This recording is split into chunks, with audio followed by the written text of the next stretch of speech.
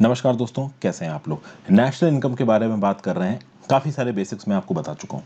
पिछली वीडियो मैंने आपको ये बताया था कि जो सेंट्रल स्टैटिस्टिक्स ऑफिस है, ठीक है, आपका हमारा केंद्र सरकार का, जिसको आप सेंट्रल स्टैटिस्टिकल ऑर्गेनाइजेशन भी बोल सकते हो, CSO, इसने जनवरी 2015 में हमारे नेशनल अकाउंटिंग के तरीके को थोड़ा बदला। पहले नेशनल अकाउंटिंग जिस हिसाब से होती थी उसमें बदला गया। जैसे कि पहले मैंने पिछली वीडियो में आपको बताया था कि पहले हमारी नेशनल इनकम को एट फैक्टर कॉस्ट कैलकुलेट किया जाता था, अब एट मार्केट कॉस्ट कैलकुलेट किया जाएगा। तो बेसिकली ये जो नए चेंजेस लाए गए सेंट्रल स्टैटिस्टिक ऑफिस द्वारा हमारे नेशनल अकाउंट्स को कंपाइल करने के लिए, इनमें क्या क्या चेंजेस किए गए इसी को हम लोग यहाँ पे समझने की कोशिश कर रहे हैं। ठीक है भाई। जो सबसे पहला इंपॉर्टेंट चेंज यहाँ पे होता नजर आएगा वो ये है कि भाई बेस ईयर को रिवाइज किया गया। पहले बेस ईयर था 2004-5, अब हो गया बेस ईयर 2011-12। ठीक है, इस बेस ईयर को 2004-5 से 2011-12 करने का क्या लॉजिक था, तो इससे पहले ही नेशनल स्टैटिस्टिकल कमीशन इस बारे में रिकमेंडेशन दे चुका था कि भाई कहीं ना कहीं 2015 में, 2014 में 2004-5 के बेस को रखना मान्य नहीं है, क्योंकि जब आप बेस ईयर कंसीडर करते हो तो उस बेस ईयर में जो चीजों के दाम है ना, उनको आप बेस मान के चलते हो। और जब 7-8 साल बीत जाते हैं तब कहीं ना कहीं पुराने दामों के ऊपर चल पाना बहुत मुश्किल है, क्योंकि इकोनॉमी बहुत डायनेमिक तरीके से बदल रही, चीजों के दाम बहुत डायनेमिक तरीके से बदल रहे हैं। इसीलिए हर 4-5 साल पे बेस ईयर को रिवाइज करना चाहिए, ऐसा बोला जाता है। नॉर्मल कर इकोनॉमिक एक्सपर्ट्स ऐसा बोलते हैं। तो 2004-5 के बेस ईयर को जनवरी 2015 में 2011-12 का बेस ईयर किया गया। किसकी रिकमेंडेशन के हिसाब से? नेशनल स्टैटिस्टिकल कमीशन की रिकमेंडेशन के हिसाब से। नेशनल स्टैटिस्टिकल कमीशन ने यह भी रिकमेंड किया कि भाई हर 5 साल पे आप बेस ईयर को बदलो। तो ऐसे जनवरी 2015 में चेंजेस किए गए थे, तो हर 5 साल मतलब कि 2020, 2022, 21 से भी बेस ईयर रिवाइज होना चाहिए। हो सकता है आगे आने वाले 1-2 सालों में जो प्रेजेंट सरकार है बीजेपी की, ये बेस ईयर को रिवाइज कर दे। उसके बाद एक बात यहां पे बोली गई कि ये जो मेथडोलॉजी है for calculating the national accounts, इसको रिवाइज किया गया। और ये जो मेथडोलॉजी की गई, ये किसकी रिक्वायरमेंट के हिसाब से की गई? System of national accounts 2008। और ये सिस्टम ऑफ नेशनल अकाउंट्स 2008 एक इंटरनेशनली एक्सेप्टेड स्टैंडर्ड है। इंटरनेशनली इसी सिस्टम ऑफ नेशनल अकाउंट्स के थ्रू अकाउंटिंग की जाती है दुनिया भर में। समझ गया बात को? तो ये 2 रिवीजन्स किए गए और इन 2 रिवीजन्स के चलते बहुत वाइड स्प्रेड चेंजेस आपको नजर आएंगे। लेकिन उन वाइड स्प्रेड चेंजेस को डिस्कस करने से पहले आई होप आपने इस वीडियो को लाइक किया हो। नहीं किया है यार तो सेल्फ मार्केटिंग के चलते मेरा फर्ज बनता है आपको याद दिलाना कि आप लाइक कर दो, इस चैनल को शेयर करो, इस वीडियो को शेयर करो, इस चैनल को सब्सक्राइब करो अगर अब तक नहीं किया है, अपने दोस्तों से सब्सक्राइब करवाओ, उन पर्टिकुलर कैंडिडेट से सब्सक्राइब करवाइए जो कि नॉलेजफुल इन्फॉर्मेशन में इंटरेस्ट रखते हैं या फिर किसी एग्जाम के लिए पढ़ाई कर रहे हैं। जितने ज़्यादा आप लोगों से सब्सक्राइब करा दोगे उतनी आप मेरी मदद कर दोगे। उससे आगे बढ़ के कुछ करना चाहते हैं तो ज्वाइन बटन दबा के आप मदद कर सकते हैं।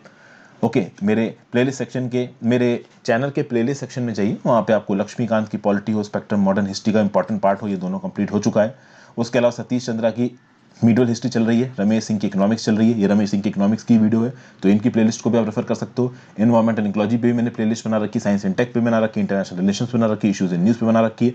बहुत सी वीडियो आपको फ्री ऑफ कॉस्ट मिल जाएगी। तो अगर आपको मदद मिलती है तो जरूर ज्वाइन बटन दबा के मेरी मदद करें। इंस्टाग्राम पे फॉलो कर लें, आपसे रेगुलरली टच में रहने की कोशिश करूंगा। टेलीग्राम ग्रुप ज्वाइन कर लें, आपको वहां पे इस पर्टिकुलर लेक्चर की पीडीएफ मिल जाएगी। अब देखते हैं major changes incorporated in the revision.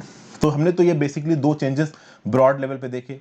In broad level के चेंजेस के अंदर बहुत सारे और माइन्यूट चेंजेस हुए हैं। वो माइन्यूट चेंजेस क्या हैं, बहुत ध्यान से सुनिएगा। Headline growth rate. Headline growth rate क्या है कि भाई हर साल जीडीपी बढ़ रही है, घट रही है। इसको देखने के लिए, इसको डिसाइड करने के लिए कि जीडीपी कितनी बढ़ी या कितनी घटी, उसके लिए हम लोग ग्रोथ रेट डिसाइड करते हैं। जीडीपी एक्चुअली कितने से ग्रोथ, मतलब हेडलाइन ग्रोथ रेट का मतलब ये होगा कि एक्चुअली में जीडीपी कितने परसेंट से बढ़ी या कितने परसेंट से घटी। अब पहले क्या होता था कि जीडीपी को मेजर करने के लिए कांस्टेंट मार्केट प्राइसेस का प्रयोग ना होके किसका इस्तेमाल होता था? GDP at factor cost and at constant prices. Factor cost क्या होता है मैं आपको समझा चुका हूं। मार्केट कॉस्ट क्या होती है, मार्केट प्राइस क्या होती है, ये भी मैं आपको समझा चुका हूं। समझ गए? तो फैक्टर कॉस्ट और मार्केट कॉस्ट या फिर मार्केट प्राइस के बीच का फर्क आपको समझ में आ चुका है। तो पहले एक साल में GDP at factor cost and at constant price क्या है, ये मैं आपको बता चुका हूं। कांस्टेंट प्राइस पता है ना? कांस्टेंट प्राइस कहने का मतलब यह है कि किसी एक पर्टिकुलर कमोडिटी का प्राइस बेस ईयर में क्या है।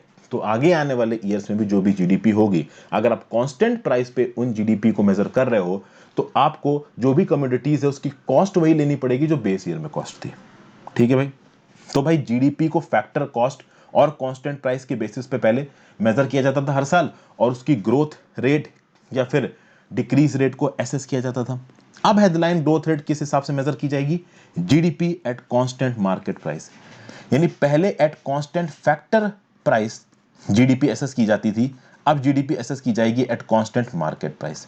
मतलब पहले फैक्टर कॉस्ट को एसेस करके जीडीपी को निकाला जाता था, अब मार्केट कॉस्ट को एसेस करके निकाला जाएगा। और पिछले वीडियो में मैंने गला फाड़ फाड़ के चिल्ला के बताया था कि फैक्टर कॉस्ट और मार्केट कॉस्ट में क्या फर्क होता है। मार्केट कॉस्ट में फैक्टर कॉस्ट के ऊपर जो टैक्सेस होते हैं, इनडायरेक्ट टैक्सेस, वो जुड़ जाते हैं, जैसे कि फॉर एग्जांपल जीएसटी।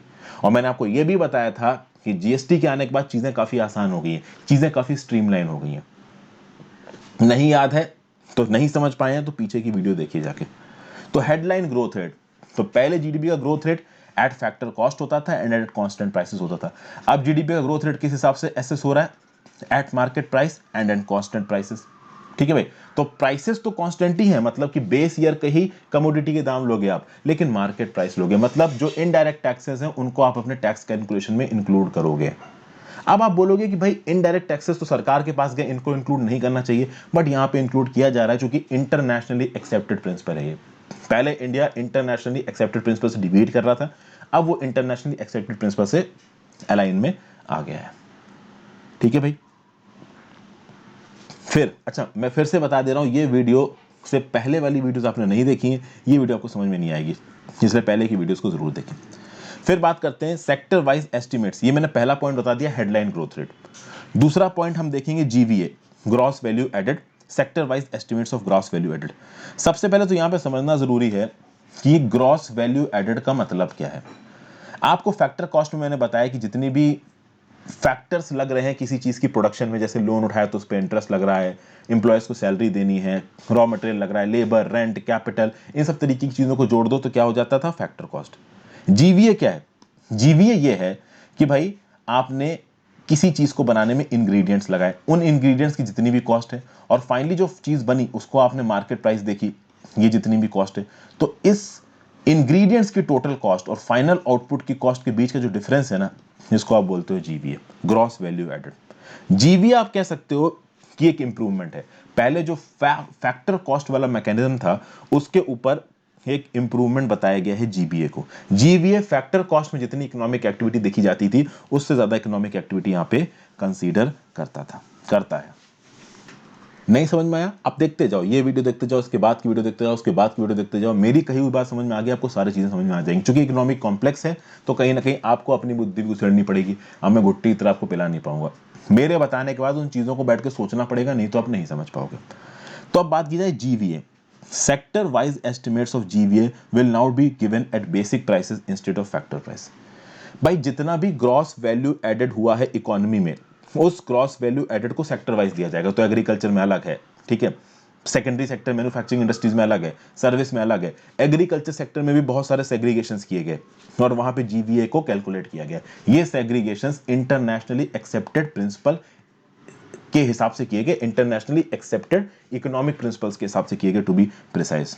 ठीक है भाई, तो इंटरनेशनल प्रैक्टिसेस के हिसाब से इंडिया ने अपने आप को यहां पे सेग्रीगेट किया। जीवीए के सेक्टर वाइज एस्टिमेट्स निकाले जाएंगे and that too at basic prices. अब यहां पे सवाल उठता है कि भाई ये बेसिक प्राइस नाम की चिड़िया क्या है? तो देखिए, बेसिक प्राइस वो पर्टिकुलर अमाउंट होता है जो कि एक प्रोड्यूसर को परचेजर से मिलता है।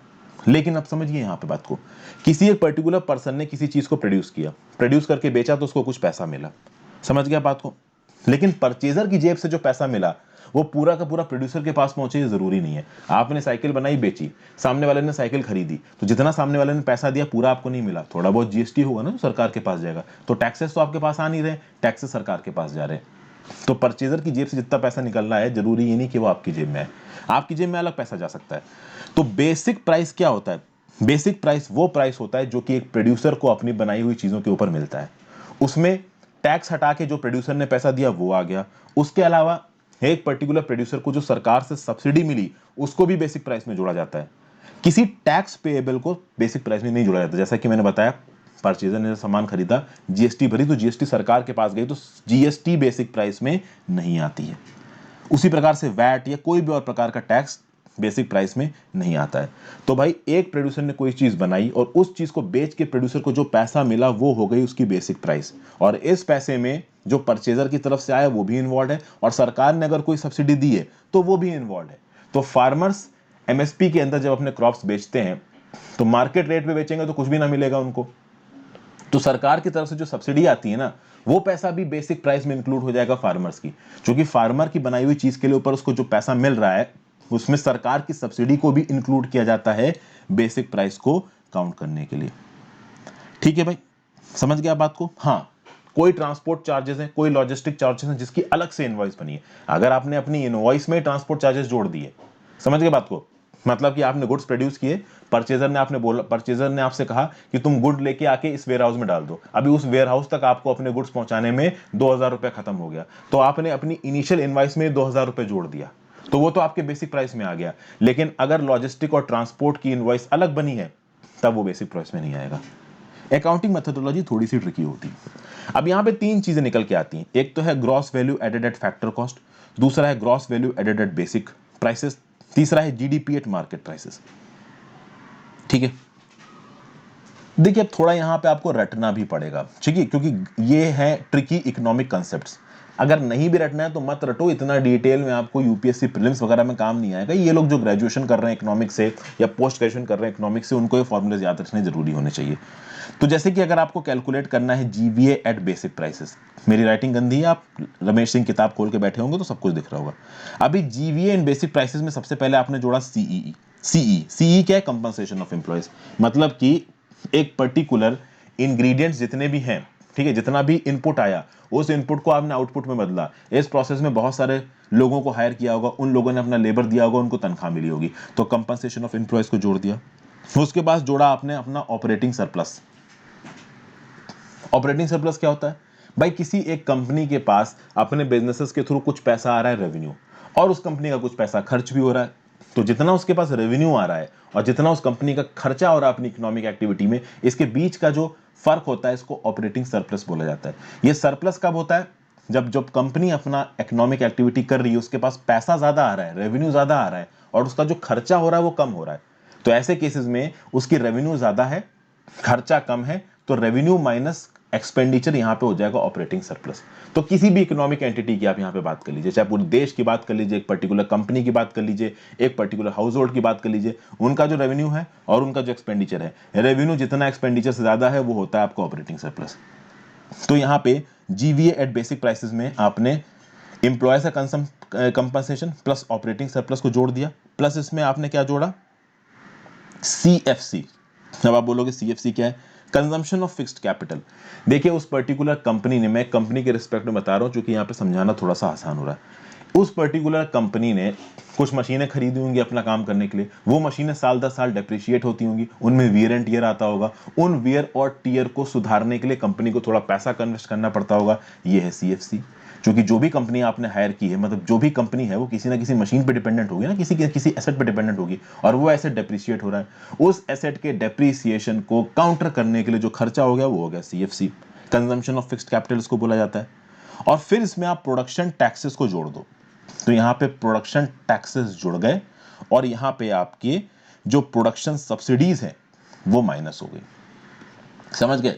मतलब कि सरकार ने उस प्रोड्यूस को बढ़वाने के लिए जो भी सब्सिडी फ्री में बांटी उसको जीवीए एट बेसिक प्राइसेस में नहीं जोड़ा गया, लेकिन जो प्रोडक्शन टैक्सेस यहां पे लगाए गए हैं उस पर्टिकुलर चीज को उगाते वक्त सरकार के द्वारा उसको जोड़ा गया है। तो ये ट्रिकी मैकेनोलॉजी है।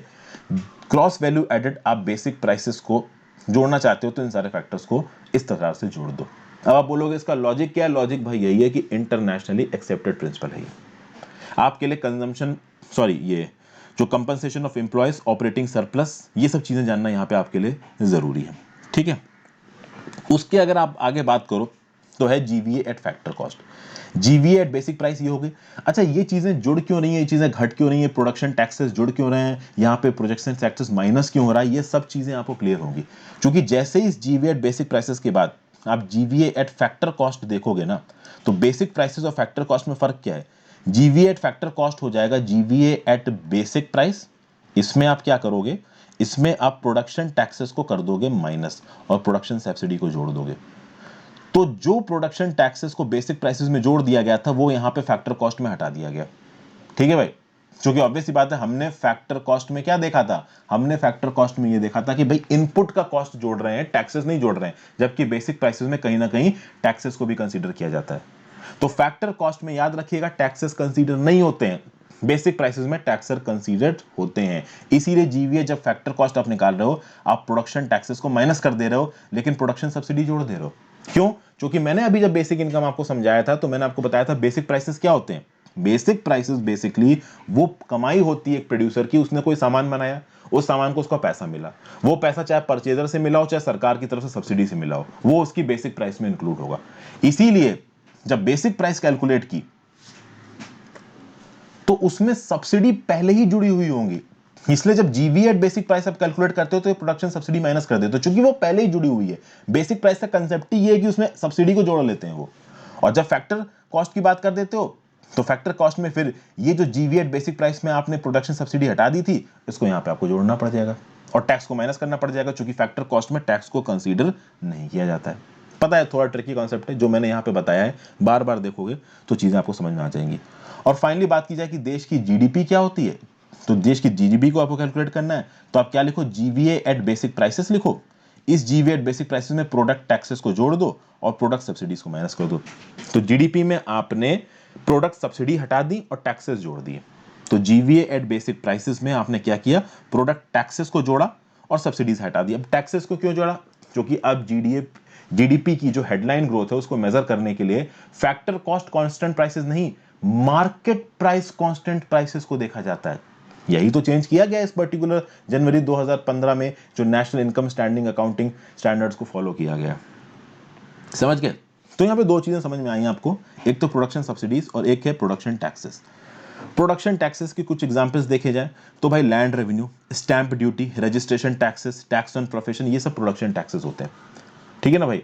तो कहीं ना कहीं अगर आपको कोई इंडस्ट्री सेटअप करनी है तो स्टेट गवर्नमेंट को कुछ स्टैंप ड्यूटी भरनी पड़ेगी, रजिस्ट्रेशन फीस देनी पड़ेगी, वो आपके प्रोडक्शन टैक्सेस हो गए। प्रोडक्शन सब्सिडीज क्या हो गई कि भाई आपके धंधे को चलाने में जो सरकार आपको अलग अलग प्रकार का पैसा दे के मदद कर रही है, वो आपकी प्रोडक्शन सब्सिडी हो गई। बहुत अलग अलग प्रकार की प्रोडक्शन सब्सिडीज होती हैं, बहुत अलग अलग प्रकार के प्रोडक्ट टैक्सेस होते हैं। प्रोडक्ट टैक्सेस में एक्साइज टैक्स होता है, सेल्स टैक्स होता है, सर्विस टैक्स होता है, इंपोर्ट ड्यूटी, एक्सपोर्ट ड्यूटी, ये सब प्रोडक्शन टैक्सेस में आते हैं। कुल मिला के जितने भी प्रकार के इनडायरेक्ट टैक्सेस आ गए वो सब प्रोडक्ट टैक्सेस में आ गए। उसी प्रकार से प्रोडक्ट सब्सिडी की बात कर लीजिए, सरकार बहुत प्रकार की फूड सब्सिडी देती है, सरकार बहुत प्रकार की फर्टिलाइजर सब्सिडी देती है, पेट्रोलियम सब्सिडी देती है। हालांकि अभी पेट्रोलियम सब्सिडी बंद है, अब तो सरकार टैक्स ही टैक्स लगा रही है। ठीक है ना भाई? बहुत प्रकार की इंटरेस्ट सब्सिडीज दी जाती है फार्मर्स को, हाउस होल्ड्स को, बैंकों के थ्रू।